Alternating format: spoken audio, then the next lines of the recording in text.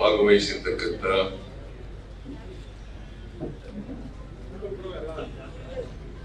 ರಾಜ್ಯದ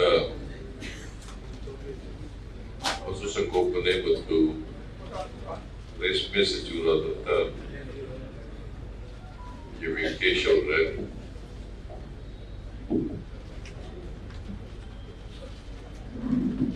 ಕೆಪಿಸಿಸಿ ಕಾರ್ಯಾಧ್ಯಕ್ಷರಾದಂಥ ತನ್ವೀರ್ ಶೇಟ್ ಅವರೇ, ಮೈಸೂರು ಜಿಲ್ಲಾ ಕಾಂಗ್ರೆಸ್ನ ಅಧ್ಯಕ್ಷರಾದಂಥ ಶ್ರೀ ಮೂರ್ತಿ ಅವರೇ, ಮೈಸೂರು ಜಿಲ್ಲಾ ಗ್ರಾಮೀಣ ಪ್ರದೇಶದ ಅಧ್ಯಕ್ಷರಾದಂಥ ಶ್ರೀ ವಿಜಯಕುಮಾರ್ ಅವರೇ, ಶಾಸಕರಾದಂಥ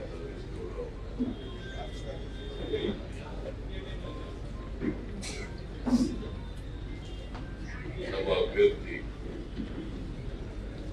ಶ್ರೀ ಎಂ ಲಕ್ಷ್ಮಣ್ ಅವರೇ,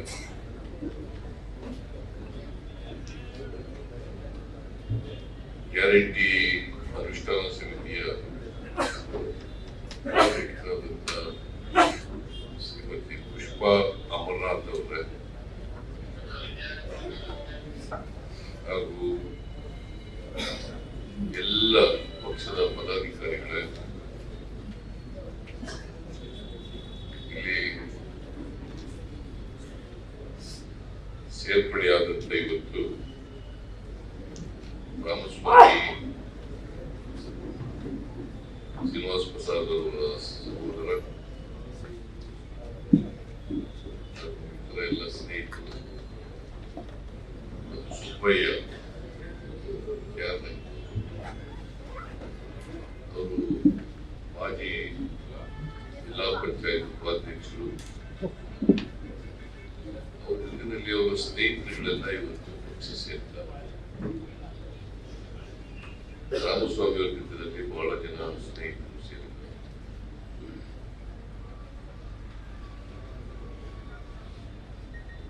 ಇವರೆಲ್ಲ ಹೆಚ್ಚು ಕಡಿಮೆ ಮೊದಲು ಪಕ್ಷದಲ್ಲಿ ಇದ್ದವರೇ.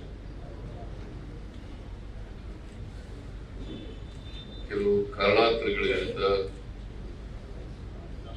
ನಮ್ಮನ್ನೆಲ್ಲ ಅಗಲಿದ್ರು, ಬೇರೆ ಪಕ್ಷದಲ್ಲಿದ್ದರು. ಈಗ ಬೇರೆ ಪಕ್ಷಗಳಿಂದ ಕಾಂಗ್ರೆಸ್ ಪಕ್ಷದ ಸಿದ್ಧಾಂತವನ್ನ, ಕಾರ್ಯಕ್ರಮವನ್ನ, ನಾಯಕತ್ವವನ್ನ ಒಪ್ಪಿ ವಾಪಸ್ ಬಂದಿದ್ದಾರೆ. ಅವ್ರಿಗೆಲ್ಲರಿಗೂ ಕೂಡ ನಗರ ಜಿಲ್ಲಾ ಕಾಂಗ್ರೆಸ್ನ ವತಿಯಿಂದ ಮತ್ತು ಗ್ರಾಮಾಂತರ ಜಿಲ್ಲಾ ಕಾಂಗ್ರೆಸ್ ವತಿಯಿಂದ ಪಕ್ಷಕ್ಕೆ ಪೂರ್ವಕವಾಗಿ ಸ್ವಾಗತವನ್ನು ಬಯಸುತ್ತೇವೆ.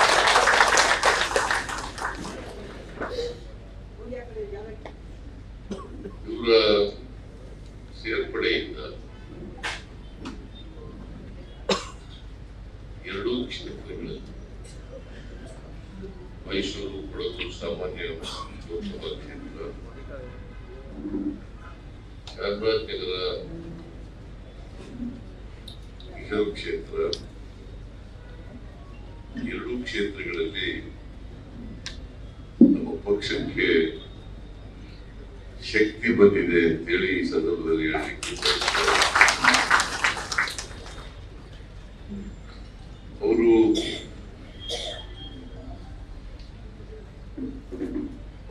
ಸ್ವಾರ್ಥಕ್ಕೋಸ್ಕರ ಪಕ್ಷಕ್ಕೆ ಬಂದಿರೋದಲ್ಲ, ಅಥವಾ ಅಧಿಕಾರಕ್ಕೋಸ್ಕರ.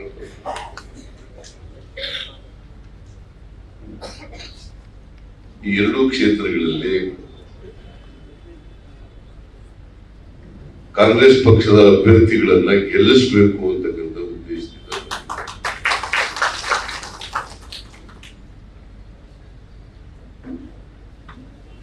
ನಿಮ್ಗೆಲ್ಲ ಗೊತ್ತಿದೆ, ಭಾರತೀಯ ಜನತಾ ಪಕ್ಷದ ಕೇಂದ್ರದಲ್ಲಿ ಅಧಿಕಾರವನ್ನ ಮಾಡ್ತಾರೆ. 10 ವರ್ಷ ನರೇಂದ್ರ ಮೋದಿ ಅವರು ಪ್ರಧಾನಮಂತ್ರಿ, ಚುನಾವಣೆಯಲ್ಲಿ ದೇಶದ ಭವಿಷ್ಯವನ್ನ ನಿರ್ಧಾರ ಮಾಡಿ ತೀರ್ಮಾನವನ್ನ ಮಾಡಬೇಕಾದ ಈ 10 ವರ್ಷಗಳಲ್ಲಿ ನರೇಂದ್ರ ಮೋದಿಯವರ ಆಡಳಿತವನ್ನು ನೋಡಿದಾಗ ಅವರು ಪ್ರಜಾಪ್ರಭುತ್ವಕ್ಕೆ ಬೆಲೆ ಕೊಟ್ಟು ಕೆಲಸ ಮಾಡಿದ್ದಾರೆ, ಸಂವಿಧಾನಕ್ಕೆ ಗೌರವ ಕೊಟ್ಟು ಕೆಲಸ ಮಾಡಿದ್ದಾರೆ. ಅನೇಕ ಸಂದರ್ಭಗಳಲ್ಲಿ ಬಿಜೆಪಿನಲ್ಲಿ ಜವಾಬ್ದಾರಿ ಸ್ಥಾನದಲ್ಲಿ ಇದ್ದಂಥವ್ರು ಸಂವಿಧಾನ ಬದಲಿಸ್ತೀವಿ ಎಲ್ಲ ಹೇಳ್ತಿದ್ರು.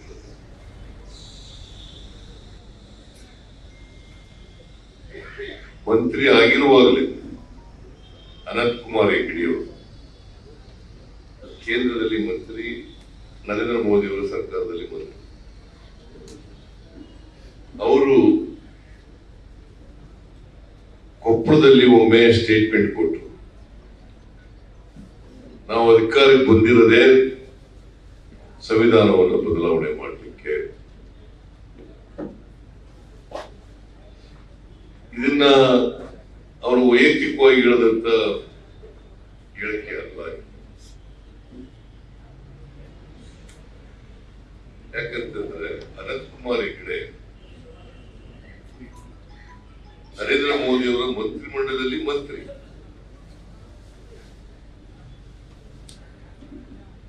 ಅವರು ಹೇಳಿದ ಮೇಲೆ ಭಾರತೀಯ ಜನತಾ ಪಕ್ಷದವರಾಗ್ಲಿ ನರೇಂದ್ರ ಮೋದಿ ಅವರಾಗ್ಲಿ ಇವ್ರ ಮೇಲೆ ಯಾವುದೇ ಶಿಸ್ತಿನ ಕ್ರಮ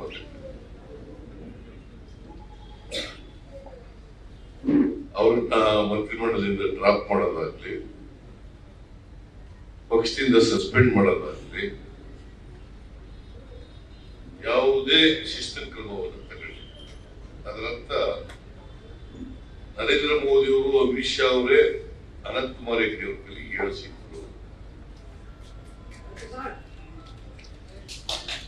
ಇದು ಬಿಜೆಪಿಯವರ ಹಿಡನ್ ಅಜೆಂಡಾ.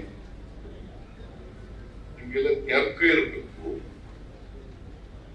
ಬಾಬಾ ಸಾಹೇಬ್ ಅಂಬೇಡ್ಕರ್ ಅವರು ಸಂವಿಧಾನವನ್ನು ರಚನೆ ಮಾಡಿ 1950ನೇ ಇಸ್ವಿ ಜನವರಿ 26ನೇ ತಾರೀಕು ಅದು ಜಾರಿ ಬಂದಾಗ ಸಾವರ್ಕರ್ ಮತ್ತು ಗೋಲ್ವಾಲ್ಕರ್ ಇವರಿಬ್ಬರು ಸ್ಟೇಟ್ಮೆಂಟ್ ಕೊಟ್ಟರು.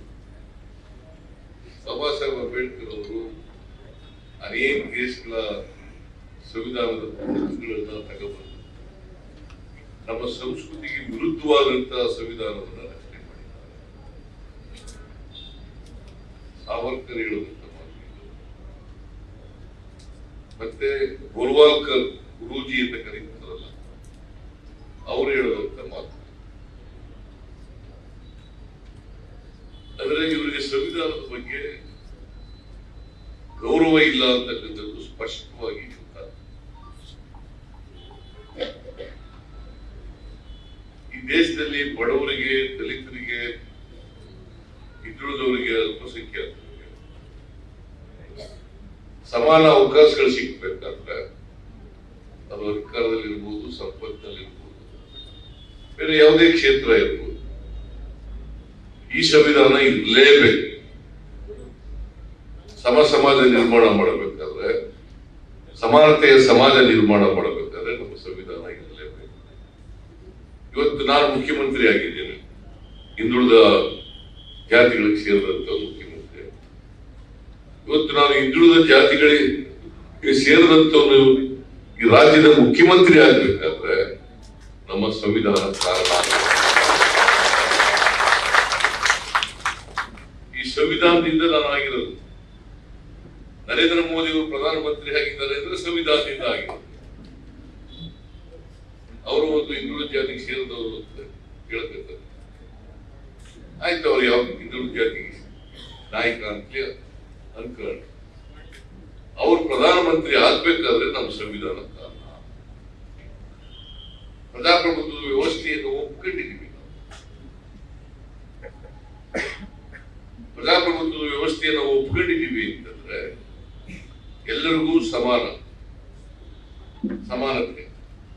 ಯಾಕಂದ್ರೆ article 14 of the Indian constitution ಬಹಳ ಸ್ಪಷ್ಟವಾಗಿ ಹೇಳ್ತದೆ, equality before law, equal protection of law. Equality before law, equal protection of law ಅಂತಂದ್ರೆ ಎಲ್ಲರೂ ಕಾನೂನು ದೃಷ್ಟಿಯಲ್ಲಿ ಸಮಾನ. ಎಲ್ಲರೂ ಕಾನೂನು ದೃಷ್ಟಿಯಲ್ಲಿ ಸಮಾನ. ಬಹುಶಃ ಇಡೀ ಜಗತ್ತಿನಲ್ಲೇ ಪ್ರತಿಯೊಬ್ಬ ವ್ಯಕ್ತಿಗೆ ಮೂಲಭೂತ ಹಕ್ಕನ್ನ ಕೊಟ್ಟಿರ್ತಕ್ಕಂಥ ಯಾವುದಾದ್ರೂ ಸಂವಿಧಾನ ಇದ್ರೆ ಅದು ಇಂಡಿಯನ್ ಕಾನ್ಸ್ಟಿಟ್ಯೂಷನ್ ಅಂತ. ಇವತ್ತೇನಾದ್ರೂ ಇಂಡಿಯನ್ ಕಾನ್ಸ್ಟಿಟ್ಯೂಷನ್ ಬದಲಾವಣೆ ಆಗ್ಬಿಟ್ರೆ ಅಥವಾ ಬೇರೆ ಕಾನ್ಸ್ಟಿಟ್ಯೂಷನ್ ಬಂದ್ಬಿಟ್ರೆ ನಾವ್ ಯಾರು ಉಳಿಯಲ್ಲ. ದಲಿತರು ಉಳಿಯಲ್ಲ, ಹಿಂದುಳಿದವರು ಉಳಿಯಲ್ಲ, ಅಲ್ಪಸಂಖ್ಯಾತರು ಉಳಿಯಲ್ಲ, ಬಡವರು ಉಳಿಯಲ್ಲ, ಯಾರು ಉಳಿಯಲ್ಲ. ಇದನ್ನು ಬಹಳ ಸ್ಪಷ್ಟವಾಗಿ ತಿಳಿಸಬೇಕು. ಅದಕ್ಕೆ ನಾನು ಅನೇಕ ಸಾರಿ ಹೇಳಿದ್ದೀನಿ, ಬಿಜೆಪಿಯವರು ಸಂವಿಧಾನ ಬದಲಾವಣೆ ಬಗ್ಗೆ ಮಾತಾಡ್ತಾರೆ. ಒಂದು ವೇಳೆ ಏನಾದ್ರು ಸಂವಿಧಾನ ಬದಲಾವಣೆ ಆದರೆ, ಈಗಿರ್ತಕ್ಕಂಥ ಸ್ವರೂಪ ಬದಲಾವಣೆ ಆದರೆ ಈ ದೇಶದಲ್ಲಿ ರಕ್ತಪಾತ ಆಗ್ತದೆ ಅಂತಕ್ಕಂಥ. ನಾನು ಈಗಲೂ ಕೂಡ ಅವ್ರಿಗೆ ಎಚ್ಚರಿಕೆಯನ್ನು ಕೊಡ್ತೇನೆ, ನೀವು ಸಂವಿಧಾನ ಮುಟ್ಲಿಕ್ಕೆ ಹೋಗಬೇಡಿ, ಮುಟ್ಟಿದ್ರೆ ನೀವೇ ನಾಶ ಆಗ್ಬಿಡ್ತೀರಿ ಅಂತಕ್ಕಂಥ ಮಾತು ಕೇಳ್ತಾರೆ.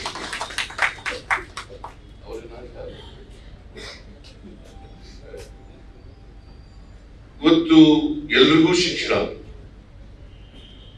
ಎಲ್ರಿಗೂ ಆರೋಗ್ಯ, ಎಲ್ರಿಗೂ ಸಮಾನ ಹಕ್ಕುಗಳು, ಎಲ್ರಿಗೂ ಸಮಾನ ಅವಕಾಶ ಈ ಸಂವಿಧಾನ ಕಲ್ಪಿಸ್ಕೊಳ್ತದೆ ಅಲ್ವಾ? ಈ ದೇಶದಲ್ಲಿ ಮನುಸ್ಮೃತಿನಲ್ಲಿ ಸಮಾನತೆ ಇತ್ತ? ಮನುಸ್ಮೃತಿನಲ್ಲಿ ಸಮಾನತೆ ಇತ್ತ? ಅವರು ಬಿಜೆಪಿಯವರು ಮನುಸ್ಮೃತಿನಲ್ಲಿ ನಂಬಿಕೆ ಇಟ್ಕೊಂಡಿರ್ತಕ್ಕಂಥವ್ರು. ಯಾಕಂದ್ರೆ ಅಸಮಾನತೆಯ ಸಮಾಜ ಇದ್ರು ಮಾತ್ರ ಶೋಷಣೆ ಮಾಡ್ಲಿಕ್ಕೆ ಅವಕಾಶ. ಅಸಮಾನತೆ ಎಷ್ಟು ಮಟ್ಟಿಗೆ ನಿರ್ಮಾಣ ಆಗಿದೆ ಈ ದೇಶದಲ್ಲಿ ಅಂತಂದ್ರೆ, ಸ್ವಾತಂತ್ರ್ಯ ಬಂದು ಇನ್ನೂ ಇಷ್ಟು ವರ್ಷಗಳಾದರೂ ಕೂಡ ಇನ್ನೂ ಸಮಾನತೆ ಸಿಕ್ಕಿಲ್ಲ. ಅಷ್ಟರ ಮಟ್ಟಿಗೆ ಬೇರೂರು ಬಿಟ್ಟಿದೆ. ಈಗ ನಾವು ಇನ್ನು ನಮ್ಮಲ್ಲಿ ಶಿಕ್ಷಣ ಇದ್ರೂ ಕೂಡ ಗುಲಾಮಗಿರಿ ಮನಸ್ಥಿತಿ ಹೋಗಿಲ್ಲ. ಇನ್ನು ಅಷ್ಟರ ಮಟ್ಟಿಗೆ ನಮ್ಮನ್ನು ಭದ್ರಪಡಿಸ್ಬಿಟ್ಟಿದ್ದಾರೆ. ಈಗ ಒಬ್ಬ ಮೇಲ್ಜಾತಿಗೆ ಸೇರಿದಂತ ಬಡವ ಬಂದ್ರೆ, ಕೆಳ ಸಮುದಾಯದವನು ಶ್ರೀಮಂತ ಆಗಿದ್ರು ಕೂಡ, ವಿದ್ಯಾವಂತ ಆಗಿದ್ರು ಕೂಡ ಅವ್ನು ಬಂದ್ರೆ ಏನಪ್ಪಾ ಇದೆಯಾ, ಚೆನ್ನಾಗಿದ್ದೀನೆಯಾ ಅಂತೀವಿ. ಇದೇ ಗುಲಾಮಗಿರಿ ಮನಸ್ಥಿತಿ. ಈ ಗುಲಾಮಗಿರಿ ಮನಸ್ಥಿತಿ ಹೋಗ್ಬೇಕಾದ್ರೆ ಸ್ವಾಭಿಮಾನ ಬರ್ಬೇಕು. ಸ್ವಾಭಿಮಾನ ಬರ್ಬೇಕಾದ್ರೆ ಎಲ್ರಿಗೂ ಶಿಕ್ಷಣ ಬರ್ಬೇಕು. ಬರೀ ಓದು ಬರಹ ಕಲಿತಕ್ಕಂಥ ಶಿಕ್ಷಣ ಅಲ್ಲ, ವೈಚಾರಿಕತೆಯಿಂದ ಕೂಡಿರ್ತಕ್ಕಂಥ ಶಿಕ್ಷಣ ಬರಬೇಕು ಗುಣಮಟ್ಟದ. ಆಗ ಮಾತ್ರ ನಾವು ಸ್ವಾಭಿಮಾನವನ್ನು ಬೆಳೆಸಿಕೊಳ್ಳಲಿಕ್ಕೆ ಸಾಧ್ಯ. ಅದಕ್ಕೆ ಅಂಬೇಡ್ಕರ್ ಅವರು ಏನ್ ಹೇಳಿದ್ರು ಗೊತ್ತಾ? ಯಾರಿಗೂ ಕೂಡ ವ್ಯಕ್ತಿ ಪೂಜೆ ಮಾಡಬೇಡಿ ಅಂತ ಹೇಳಿ. ವ್ಯಕ್ತಿ ಪೂಜೆ ಮಾಡಿದ್ರೆ ಸರ್ವಾಧಿಕಾರ ಬೆಳೆದು ಬಿಡುತ್ತದೆ. ಸರ್ವಾಧಿಕಾರಕ್ಕೆ ಅವಕಾಶ ಕೊಡಕೂಡದು. ಇವೆಲ್ಲ ಬಾಬಾ ಸಾಹೇಬ್ ಅಂಬೇಡ್ಕರ್ ಅವರು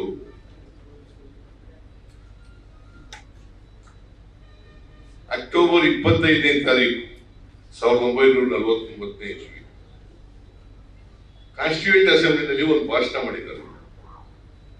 ಅದು ಒಂದು ಐತಿಹಾಸಿಕ ಭಾಷಣ. ಆ ಭಾಷಣದಲ್ಲಿ ಬಹಳ ಎಚ್ಚರಿಕೆ ಒಂದು ಮಾತು ಏನ್ ಹೇಳಿದ್ದಾರೆ ಅಂತಂದ್ರೆ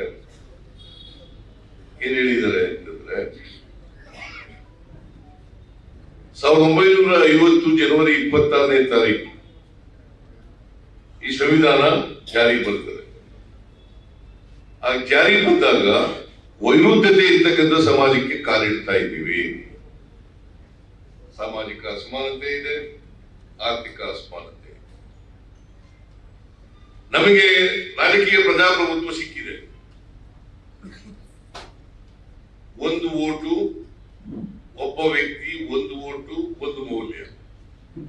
ರಾಷ್ಟ್ರಪತಿಗೂ ಒಂದೇ ಓಟು. ಇಲ್ಲಿ ಬಡವನಿಗೂ ಕೂಡ ಒಂದೇ ಓಟು, ಒಂದೇ ಮೌಲ್ಯ ಓಟು. ಒಬ್ಬ ವ್ಯಕ್ತಿ, ಒಂದು ಓಟು, ಒಂದು ಮೌಲ್ಯ ಇದೆ. ಆದ್ರೆ ಆರ್ಥಿಕವಾಗಿ ಸಾಮಾಜಿಕವಾಗಿ ಇದೆಯಾ? ಇಲ್ಲ. ಅದರಿಂದ ಈ ಸಮಾಜದಲ್ಲಿ ವೈರುಧ್ಯತೆ ಇದೆ, ಆರ್ಥಿಕ ಅಸಮಾನತೆ ಇದೆ, ಸಾಮಾಜಿಕ ಅಸಮಾನತೆ ಇದೆ. ಇದನ್ನು ತೊಡಗಿಸದೆ ಹೋದ್ರೆ ಯಾರು ಶತಮಾನಗಳಿಂದ ಅಸಮಾನತೆಯನ್ನು ಅನುಭವಿಸಿದ್ದಾರೆ ಅದೇ ಜನರು ರಾಜಕೀಯ ಸ್ವಾತಂತ್ರ್ಯದ ಸೌಧವನ್ನ ಧ್ವಂಸ ಮಾಡ್ತಾರೆ. ಎಚ್ಚರಿಕೆಯಿಂದ ಇರಬೇಕು. ಅಸಮಾನತೆಯನ್ನು ಹೋಗ್ಬೇಕು. ಈ ದೇಶಕ್ಕೆ ಸ್ವಾತಂತ್ರ್ಯ ಬಂದದಕ್ಕೆ ಸಾರ್ಥಕ ಆಗ್ಬೇಕಾದ್ರೆ, ಸಾರ್ಥಕ ಆಗ್ಬೇಕು ಅನ್ನೋದಾದ್ರೆ ಆರ್ಥಿಕ ಸ್ವಾತಂತ್ರ್ಯ, ಸಾಮಾಜಿಕ ಸ್ವಾತಂತ್ರ್ಯ ಪ್ರತಿಯೊಬ್ಬರಿಗೂ ಸಿಕ್ಕಿದಾಗ ಮಾತ್ರ ದೇಶಕ್ಕೆ ಸ್ವಾತಂತ್ರ್ಯ ಬಂದದಕ್ಕೆ ಸಾರ್ಥಕ ಆಗ್ತದೆ. ಇದು ನಮ್ಮ ಸಂವಿಧಾನದಲ್ಲಿ ಹೇಳಿರ್ತಕ್ಕಂಥ ವಿಚಾರ. ಇಷ್ಟ ಸಂವಿಧಾನ ಬದಲಾವಣೆ ಮಾಡಿದ್ರೆ ನಮಗೆ ಸಮಾನತೆ ಇರ್ತದ? ಇರೋದಿಲ್ಲ.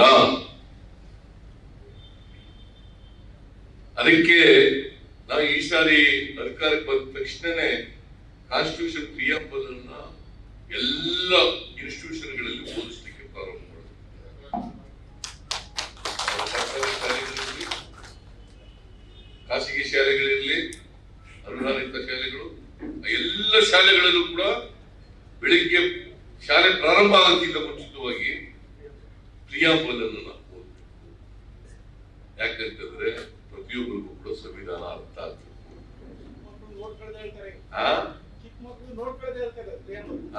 ಅಭ್ಯಾಸ ಆಗ್ಬಿಟ್ಟಿರ್ತದೆ. ಈಗ ನಾವು ರಾಷ್ಟ್ರಗೀತೆ ಜನಗಣಮನ ಹೇಳ್ತೀವಲ್ಲ, ಹಂಗೆ ಅದು ಅಭ್ಯಾಸ ಆಗ್ಬಿಟ್ಟಿರ್ತದೆ. ಗೊತ್ತಾಗಬೇಕು what is our constitution, what is the objects of our constitution ಗೊತ್ತಾಗಬೇಕಲ್ಲ. ಅದಕ್ಕೆ ಬಾಬಾ ಸಾಹೇಬ್ ಅಂಬೇಡ್ಕರ್ ಅವರು ಏನ್ ಹೇಳಿದ್ದಾರೆ ಅಂದ್ರೆ, ನಾವು ಒಳ್ಳೆ ಕಾನ್ಸ್ಟಿಟ್ಯೂಷನ್ ಏನೋ ಕೊಟ್ಟಿದ್ದೀವಿ. ಒಳ್ಳೆಯವ್ರ ಕೈನಲ್ಲಿದ್ರೆ ಒಳ್ಳೆ ಕಾನ್ಸ್ಟಿಟ್ಯೂಷನ್ ಆಗುತ್ತೆ, ಕೆಟ್ಟವ್ರ ಕೈನಲ್ಲಿದ್ರೆ ಕೆಟ್ಟ ಕಾನ್ಸ್ಟಿಟ್ಯೂಷನ್ ಆಗುತ್ತೆ. ಒಳ್ಳೆಯವ್ರ ಕೈನಲ್ಲಿದ್ರೆ ಯಾರಿಗೆ ಸಂವಿಧಾನದ ಬಗ್ಗೆ ಗೌರವ ಇದೆ, ಯಾರು ಸಂವಿಧಾನದ ರೀತಿ ನಡ್ಕೊಳ್ತಾರೆ ಅಂತವ್ರ ಕೈನಲ್ಲಿದ್ರೆ ಇದು ಶ್ರೇಷ್ಠ ಸಂವಿಧಾನ. ಯಾರು ಸಂವಿಧಾನದ ಬಗ್ಗೆ ಗೌರವ ಇರಲ್ಲ, ನಂಬಿಕೆ ಇರಲ್ಲ ಅಂತವ್ರ ಕೈನಲ್ಲಿದ್ರೆ ಇದು ಕೆಟ್ಟ ಸಂವಿಧಾನ ಆಗ್ತದೆ.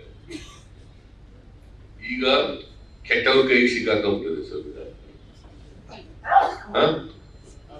ನಗರದಲ್ಲ ಈಗ ಬಿ ಸೀರಿಯಸ್ ಅಬೌಟ್ ದಿಸ್. ಕೆಟ್ಟವ್ರ ಕೈಗೆ ಸಿಕ್ಕಾಕೊಂಡ್ಬಿಟ್ಟಿದೆ ಸಂವಿಧಾನ. ಅದರಿಂದ ಆ ಕೆಟ್ಟವ್ರ ಕೈಯಿಂದ ಸಂವಿಧಾನ ಬಿಡಿಸ್ಬೇಕಾದ್ರೆ ಏನ್ ಮಾಡಬೇಕು?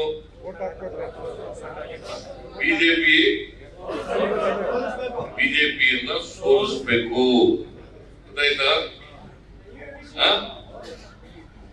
ಬಾಬಾ ಸಾಹೇಬ್ ಅಂಬೇಡ್ಕರ್ ಅವರು ಕೊಟ್ಟಿರ್ತಕ್ಕಂಥ ಸಂವಿಧಾನ ಉಳಿಬೇಕು ಅನ್ನೋದಾದ್ರೆ, ನಾವೆಲ್ಲ ಉಳಿಬೇಕು ಅನ್ನೋದಾದ್ರೆ ಬಿಜೆಪಿಯನ್ನ ಸೋಲಿಸಲೇಬೇಕು. ನೀವೆಲ್ಲ ಬಂದಿರತಕ್ಕಂಥದ್ದು ಬಿಜೆಪಿಯನ್ನು ಸೋಲಿಸಬೇಕು ಅಂತ ಬಂದಿದ್ದೀರಲ್ಲ. ಕೆಲವರು ಗೊತ್ತಿದ್ದೋ ಗೊತ್ತಿಲ್ಲದೇನೋ ಬಿಜೆಪಿ ಕೊಟ್ಟೋಯ್ತಾರೆ ಸೂತ್ರ. I don't know why they are joining BJP. ಗೊತ್ತಿದ್ದೋ ಗೊತ್ತಿದ್ದೇನೋ ಗೊತ್ತಿಲ್ಲ. ಮತ್ತೆ ಇವ್ರನ್ನ ಯಾರನ್ನೂ ಕೂಡ ಗರ್ಭಗುಡಿ ಒಳಗಡೆ ಬಿಡಲ್ಲ. ಬಿಡ್ತಾರ? ಗರ್ಭಗುಡಿ ಸುಮ್ಮನೆ ನಿಮ್ಮನ್ನ ಬಂದಿದ್ದೀರಿ ಬರ್ರಿ, ಇಲ್ಲಿ ಕೂತ್ಗಳಿ, ಅಲ್ಲಿ ನಿಂತ್ಗಳಿ, ಅಲ್ಲಿ ಕೂತ್ಗಳಿ ಅಂತ ಹೇಳ್ತಾರೆ. ಆದ್ರೆ ಗರ್ಭಗುಡಿ ಇದೆಯಲ್ಲ, RSS ನ ಗರ್ಭಗುಡಿ ಇದೆಯಲ್ಲ, ಅದ್ರೊಳಗಡೆ ನಿಮ್ಮನ್ನ ಬಿಡಲ್ಲ. ಆಮೇಲೆ ಇಷ್ಟೆಲ್ಲ ಆದ್ರೂ ಕೂಡ ನಿಮ್ಮನ್ನ ದೇವಸ್ಥಾನದೊಳಗಡೆ ಬಿಟ್ಬಿಡ್ತಾರ ಸುಲಭವಾಗಿ. ಈ ಕಡೆ ಬಂದಿಲ್ಲ,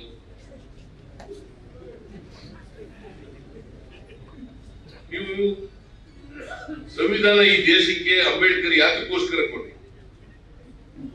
ಬಾಬಾ ಸಾಹೇಬ್ ಅಂಬೇಡ್ಕರ್ ಅವರು ನಾನು ಹಿಂದುವಾಗಿ ಹುಟ್ಟಿದ್ದೀನಿ, ಆದ್ರೆ ಹಿಂದುವಾಗಿ ಸಾಯ್ಲಾರೆ ಅಂತ ಹೇಳುದು. ಅದಕ್ಕೆ ಬೌದ್ಧ ಅಲ್ವಾ? ಹಿಂದುವಾಗಿ ಹುಟ್ಟಿದ್ದೀನಿ, ಜಾತಿ ವ್ಯವಸ್ಥೆ ಇತ್ತು, ಅದಕ್ಕೋಸ್ಕರ ಹಿಂದುವಾಗಿ ಹುಟ್ಟಿದ್ದೀನಿ. ಪ್ರಯತ್ನ ಮಾಡದೆ ಬದಲಾವಣೆ ಮಾಡ್ಲಿಕ್ಕೆ ಆಗ್ಲಿಲ್ಲ. ಈ ಪಟ್ಟಭದ್ರ ಹಿತಾಸಕ್ತರು ಬಿಡ್ಲಿಲ್ಲ, ಅದಕ್ಕೋಸ್ಕರವಾಗಿ ಹಿಂದುವಾಗಿ ನಾನು ಸಾಯಲಾರೆ ಅಂತೇಳಿ ಬೌದ್ಧ ಧರ್ಮ ಸೇರಿ. ಗೊತ್ತಾಯ್ತಾ? ದಯವಿಟ್ಟು ಮತ್ತೆ ಇನ್ನೊಂದ್ಸಾರಿ ಆ ಬಿಜೆಪಿ ಮುಖ ಕೂಡ ನೋಡ್ಬೇಡಿ.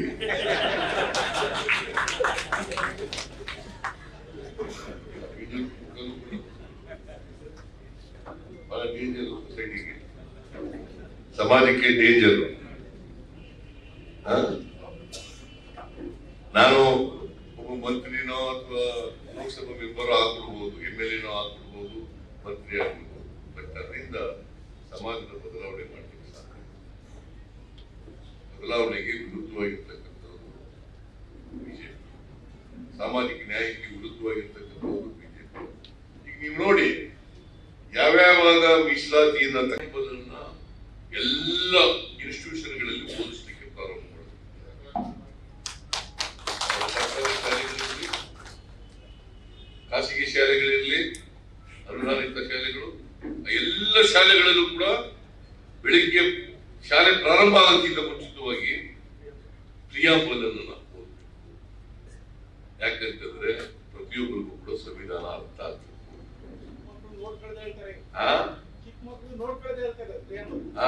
ಅಭ್ಯಾಸ ಆಗ್ಬಿಟ್ಟಿರ್ತದೆ. ಈಗ ನಾವು ರಾಷ್ಟ್ರಗೀತೆ ಜನಗಣಮನ ಹೇಳ್ತೀವಲ್ಲ, ಹಂಗೆ ಅದು ಅಭ್ಯಾಸ ಆಗ್ಬಿಟ್ಟಿರ್ತದೆ. ಗೊತ್ತಾಗ್ಬೇಕು, what is our constitution, what is the objects of our constitution ಗೊತ್ತಾಗಬೇಕಲ್ಲ. ಅದಕ್ಕೆ ಬಾಬಾ ಸಾಹೇಬ್ ಅಂಬೇಡ್ಕರ್ ಅವರು ಏನ್ ಹೇಳಿದ್ದಾರೆ ಅಂದ್ರೆ, ನಾವು ಒಳ್ಳೆ ಕಾನ್ಸ್ಟಿಟ್ಯೂಷನ್ ಏನೋ ಕೊಟ್ಟಿದ್ದೀವಿ. ಒಳ್ಳೆಯವ್ರ ಕೈನಲ್ಲಿದ್ರೆ ಒಳ್ಳೆ ಕಾನ್ಸ್ಟಿಟ್ಯೂಷನ್ ಆಗುತ್ತೆ, ಕೆಟ್ಟವ್ರ ಕೈನಲ್ಲಿದ್ರೆ ಕೆಟ್ಟ ಕಾನ್ಸ್ಟಿಟ್ಯೂಷನ್ ಆಗುತ್ತೆ. ಒಳ್ಳೆಯವ್ರ ಕೈನಲ್ಲಿದ್ರೆ, ಯಾರಿಗೆ ಸಂವಿಧಾನದ ಬಗ್ಗೆ ಗೌರವ ಇದೆ, ಯಾರು ಸಂವಿಧಾನದ ರೀತಿ ನಡ್ಕೊಳ್ತಾರೆ ಅಂತವ್ರ ಕೈನಲ್ಲಿದ್ರೆ ಇದು ಶ್ರೇಷ್ಠ ಸಂವಿಧಾನ. ಯಾರು ಸಂವಿಧಾನದ ಬಗ್ಗೆ ಗೌರವ ಇರಲ್ಲ, ನಂಬಿಕೆ ಇರಲ್ಲ, ಅಂತವ್ರ ಕೈನಲ್ಲಿದ್ರೆ ಇದು ಕೆಟ್ಟ ಸಂವಿಧಾನ ಆಗ್ತದೆ. ಈಗ ಕೆಟ್ಟವ್ರ ಕೈಗೆ ಸಿಕ್ಕಾಕೊಂಡ್ಬಿಟ್ಟಿದೆ ಸಂವಿಧಾನ. ನಗರದಲ್ಲ, ಈಗ ಬಿ ಸೀರಿಯಸ್ ಅಬೌಟ್ ದಿಸ್. ಕೆಟ್ಟವ್ರ ಕೈಗೆ ಸಿಕ್ಕಾಕೊಂಡ್ಬಿಟ್ಟಿದೆ ಸಂವಿಧಾನ.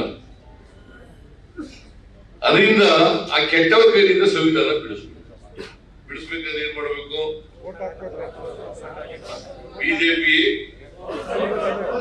ಬಿಜೆಪಿಯನ್ನ ಸೋಲಿಸಬೇಕು. ಗೊತ್ತಾಯ್ತಾ? ಬಾಬಾ ಸಾಹೇಬ್ ಅಂಬೇಡ್ಕರ್ ಅವರು ಕೊಟ್ಟಿರ್ತಕ್ಕಂಥ ಸಂವಿಧಾನ ಉಳಿಬೇಕು ಅನ್ನೋದಾದ್ರೆ, ನಾವೆಲ್ಲ ಉಳಿಬೇಕು ಅನ್ನೋದಾದ್ರೆ ಬಿಜೆಪಿಯನ್ನ ಸೋಲಿಸಲೇಬೇಕು. ನೀವೆಲ್ಲ ಬಂದಿರತಕ್ಕಂಥದ್ದು ಬಿಜೆಪಿಯನ್ನು ಸೋಲಿಸಬೇಕು ಅಂತ ಬಂದಿದ್ದೀರಲ್ಲ. ಕೆಲವರು ಗೊತ್ತಿದ್ದೋ ಗೊತ್ತಿಲ್ಲದೇನೋ ಬಿಜೆಪಿ ಕೊಟ್ಟೋಯ್ತಾರೆ ಸೂತ್ರ. I don't know why they are joining BJP. ಗೊತ್ತಿದ್ದೋ ಗೊತ್ತಿದ್ದೇನೋ ಗೊತ್ತಿಲ್ಲ. ಮತ್ತೆ ಇವ್ರನ್ನ ಯಾರನ್ನೂ ಕೂಡ ಗರ್ಭಗುಡಿ ಒಳಗಡೆ ಬಿಡಲ್ಲ. ಬಿಡ್ತಾರ?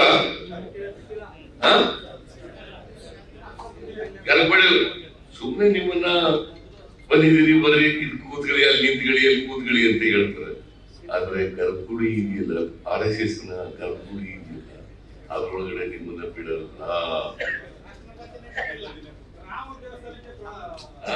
ಆಮೇಲೆ ಇಷ್ಟೆಲ್ಲ ಆದ್ರೂ ಕೂಡ ನಿಮ್ಮನ್ನ ದೇವಸ್ಥಾನದೊಳಗಡೆ ಬಿಟ್ಬಿಡ್ತಾರ ಸುಲಭವಾಗಿ.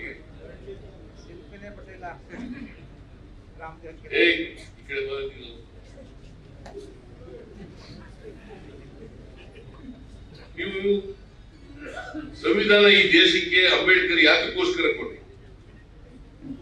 ಬಾಬಾ ಸಾಹೇಬ್ ಅಂಬೇಡ್ಕರ್ ಅವರು ನಾನು ಹಿಂದುವಾಗಿ ಹುಟ್ಟಿದ್ದೀನಿ,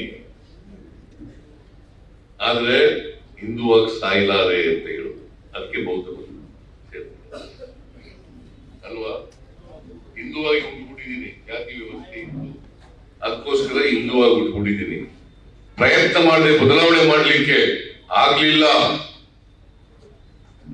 ಈ ಪಟ್ಟಭದ್ರ ಹಿತಾಸಕ್ತರು ಬಿಡ್ಲಿಲ್ಲ, ಅದಕ್ಕೋಸ್ಕರವಾಗಿ ಹಿಂದುವಾಗಿ ನಾನು ಸಾಯ್ಲಾರೆ ಅಂತೇಳಿ ಬೌದ್ಧ ಧರ್ಮ ಸೇರಿ.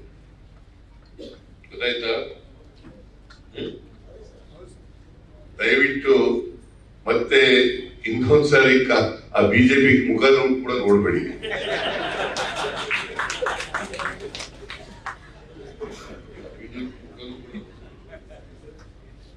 ಬಹಳ ಡೇಂಜರ್ ಸೊಸೈಟಿಗೆ, ಸಮಾಜಕ್ಕೆ ಡೇಂಜರ್. ನಾನು ಒಬ್ಬ ಮಂತ್ರಿನೋ ಅಥವಾ Lok Sabha member ಆಗ್ಬಿಡ್ಬೋದು, MLA ಆಗ್ಬಿಡ್ಬೋದು, Mantri ಆಗ್ಬಿಡ್ಬೋದು. But ಅದರಿಂದ ಸಮಾಜದ ಬದಲಾವಣೆ ಮಾಡಲಿಕ್ಕೆ ಸಾಧ್ಯ. ಬದಲಾವಣೆಗೆ ವಿರುದ್ಧವಾಗಿರ್ತಕ್ಕಂಥದ್ದು ಬಿಜೆಪಿ, ಸಾಮಾಜಿಕ ನ್ಯಾಯಕ್ಕೆ ವಿರುದ್ಧವಾಗಿರ್ತಕ್ಕಂಥದ್ದು ಬಿಜೆಪಿ. ಈಗ ನೀವು ನೋಡಿ, ಯಾವ್ಯಾವಾಗ ಮೀಸಲಾತಿಯನ್ನ ತಗೊಂಡ್ಬಂದ್ರು, ನೀವು ನಿಮ್ಗೆಲ್ಲ ಗೊತ್ತಿದೆ, ಮಂಡಲ್ ಕಮಿಷನ್ ವರದಿ ಸರಿ ಬಂದಾಗ ಅದ್ರ ವಿರೋಧ ಮಾಡಿದವರು ಯಾರು? ಶಾಲಾ ಮಕ್ಕಳನ್ನ ಎತ್ಕಟ್ಟಿ ಸಿಮೆಣ್ಣೆ ಸುಟ್ಕೊಂಡು ಬೆಂಕಿ ಹಚ್ಗಳ ಮಟ್ಟಿಗೆ ಮಾಡಿದವ್ರು ಯಾರು? ರಥಯಾತ್ರೆ ಮಾಡಿದವ್ರು ಯಾರು? ಹೈಯರ್ ಲರ್ನಿಂಗ್ ಇನ್ಸ್ಟಿಟ್ಯೂಷನ್ ಗಳಲ್ಲಿ ಮೀಸಲಾತಿ ಕೊಟ್ಟಾಗ ವಿರೋಧ ಮಾಡಿದವ್ರು ಯಾರು? ಮತ್ತೆ ಅವ್ರ ಜೊತೆ ಹೋಗೋದ ನಾವು ಏನಪ್ಪ ಹೋಗೋದೇನೆ? ಅವ್ರ ಪ್ರಭಾಕರ ಹೇಳತ್ತ ಅದಕ್ಕೆಪ್ಪ ಬಂದಿದ್ದೀರಲ್ಲ, ಇನ್ನೊಂದ್ಸಲ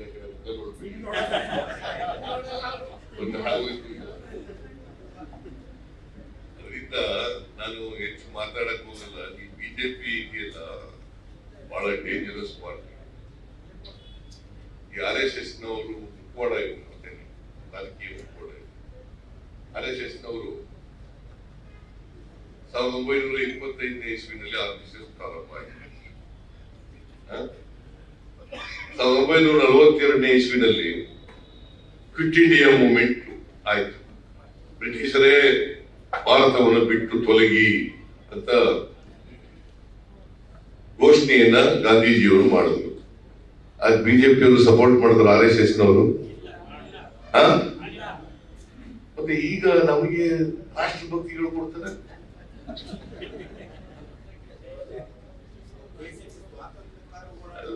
ಸ್ವಾತಂತ್ರ್ಯಕ್ಕೆ ಯಾವತ್ತಾರು ಹುತಾತ್ಮರಾದ್ರ ಯಾರು ಸತ್ತಿದಾರ ಬಿಜೆಪಿಯವರು? ಹೇಳಿ ನೋಡ. ಯಾವನಾರು ಒಬ್ಬ RSS ನವನಾಗ್ಲಿ, ಬಿಜೆಪಿಯವನಾಗ್ಲಿ, ಜನಸಂಘದವನಾಗ್ಲಿ ಯಾರು ಒಬ್ಬ ಸತ್ತಿದ್ದಾನ? ಮತ್ತೆ ಅವರು ರಾಷ್ಟ್ರಭಕ್ತಿ, ಭಾರತ ಮಾತಾ ಕೀ ಜೈ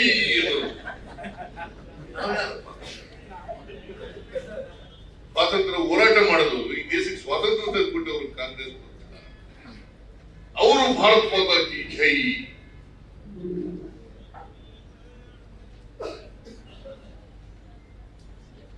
ಭಾರತ ಮಾತಾ ಕೀ ಜೈ.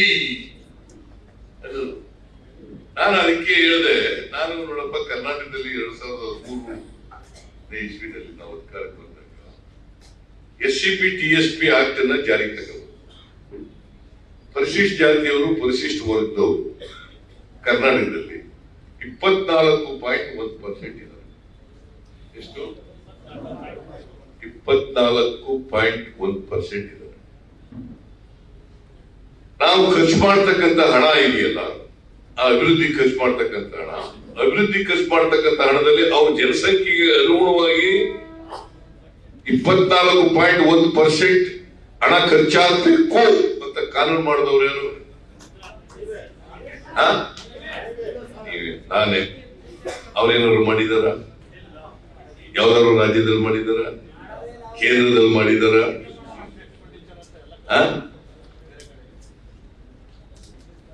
ಮಾಡಿಲ್ಲ ಅಲ್ಲ.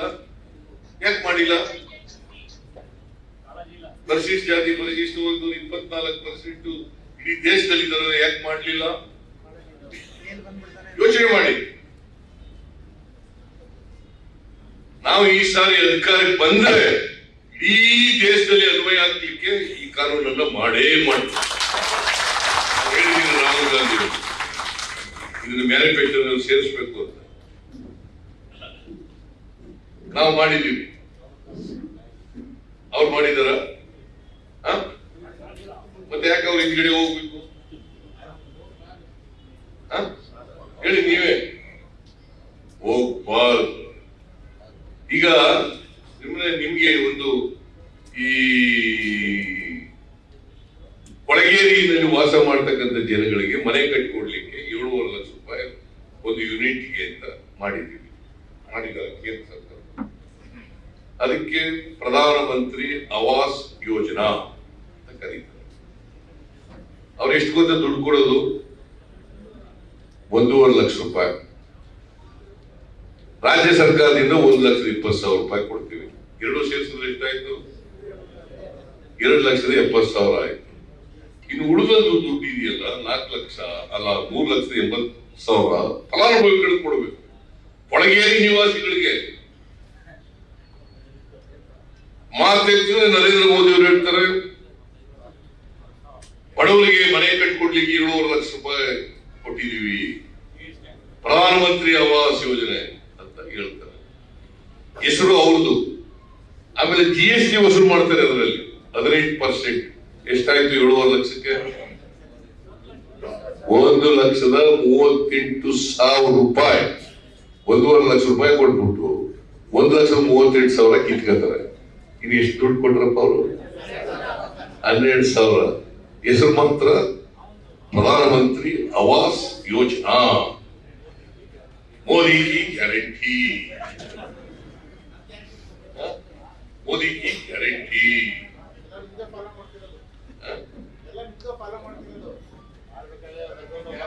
ಅದಕ್ಕೆ ನನ್ನ ಫಾಲೋ ಮಾಡಿ ಅಂತ ಹೇಳಲ್ಲ ನಾನು.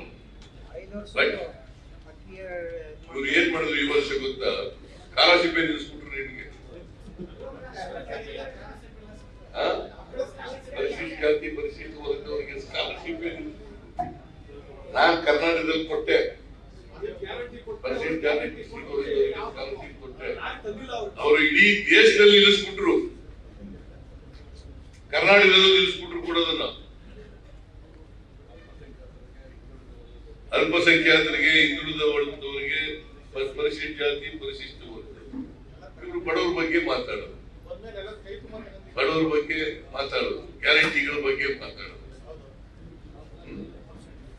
ನಿಮ್ಗೆ ಗ್ಯಾಸ್ ಇದೆಯಲ್ಲ, ಗ್ಯಾಸ್ ಏನಂತ ಕರೀತದೆ? ಜ್ವಲ ಜ್ವಲ ಉಜ್ವಲ ಅಂತ ಯೋಜನೆ ಅಂತ.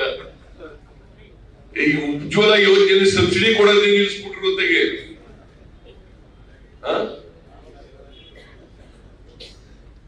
ನಾನು ಮುಖ್ಯಮಂತ್ರಿ ಆಗಿರುವಾಗ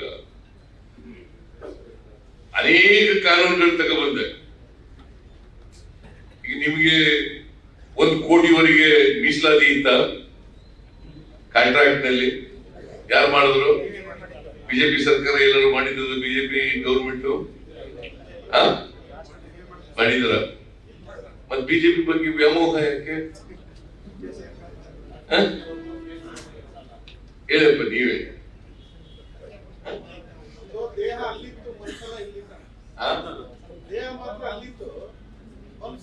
ಎಲ್ಲಾರು ದೇಹ ಎಲ್ಲಾರ ಇರ್ಲಿ ಎಲ್ಲಾರ ದೇಹ ಎಲ್ಲಾರು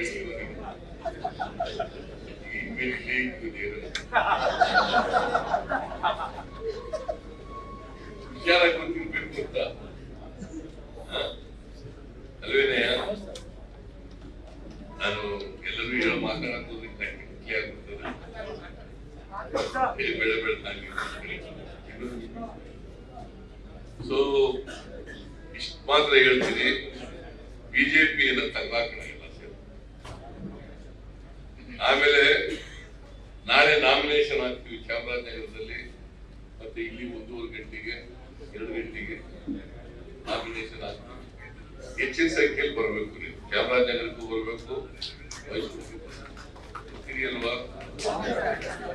ನೀವು ಬರೋದಷ್ಟೇ ಅಲ್ಲ, ನಿಮ್ಮ ಸ್ನೇಹಿತರು ಕರ್ಕೋಬೇಕು. ಅಲ್ಲಿ ಡಿಸಿ ಆಫೀಸ್ ಇದೆ, ಹೊಸ ಡಿಸಿ ಆಫೀಸ್ ಅಲ್ಲಿ ನಾಮಿನೇಷನ್ ಹಾಕೋದು, ಹೊಸ ಡಿಸಿ ಆಫೀಸ್ ಎಲ್ಲ ಮೈಸೂರಿನವ್ರಿಗೆ ಚಾಮರಾಜನಗರ ಮೈಸೂರು ಎಲ್ಲರಿಗೂ ಗೊತ್ತಾಗುತ್ತೆ. ಮತ್ತೊಮ್ಮೆ ರಾಮಸ್ವಾಮಿ ಅವರೆಲ್ಲ ಸ್ನೇಹಿತರಿಗೆ, ಸುಬ್ಬಯ್ಯ ಅವರೆಲ್ಲರಿಗೂ ಕೂಡ ಕಾಂಗ್ರೆಸ್ ಪಕ್ಷಕ್ಕೆ ಸ್ವಾಗತವನ್ನು ಬಯಸಿ ಅವರಿಗೆಲ್ಲ ಶುಭ ಕೋರ್ತೇನೆ. ಜೈ ಹಿಂದ್, ಜೈ ಕರ್ನಾಟಕ, ಜೈ ಕಾಂಗ್ರೆಸ್. ನ್ಯೂಸ್ ಫಸ್ಟ್ ನಿರ್ಭೀತಿಯಿಂದ ನಿಮ್ಮ ಪರವಾಗಿ.